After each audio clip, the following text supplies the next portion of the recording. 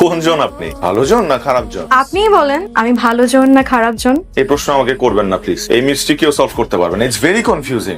আমিও অনেক কনফিউজড। কেন তুমি কনফিউজ কেন? মানে আমি তো জানতাম ডক্টরদের আইকিউ অনেক ভালো হয়, ডক্টররা অনেক পড়াশোনা করে, তো আপনার তো এটা ইজিলি বলতে পারার কথা না যে আমি ভালো জন না খারাপ জন। এখন তো মনে হচ্ছে আপনি নকল করে পাস করছেন।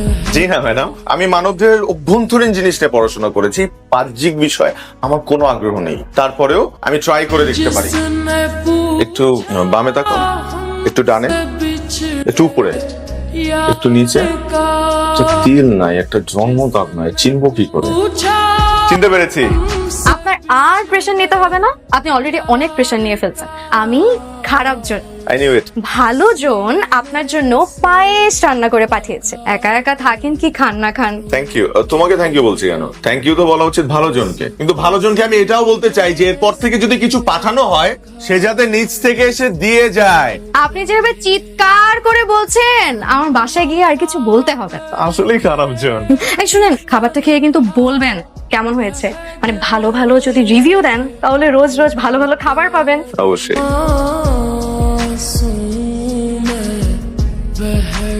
অনেক বছর পর এমন পায়েস খেলাম, ঠিক যেন দাদির হাতে বানানো পায়েস। ও মা, নাম্বারও দেখে দিয়ে দিছে, দেখে আমাকে দে।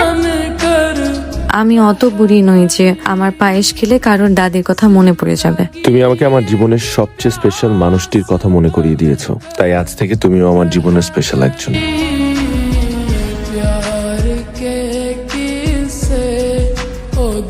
কোথাও যাওয়া হয়েছিল এই সাত সকালে? শুনতে পাই নাই। তুমি কি সবসময় এরকম চুপচাপ?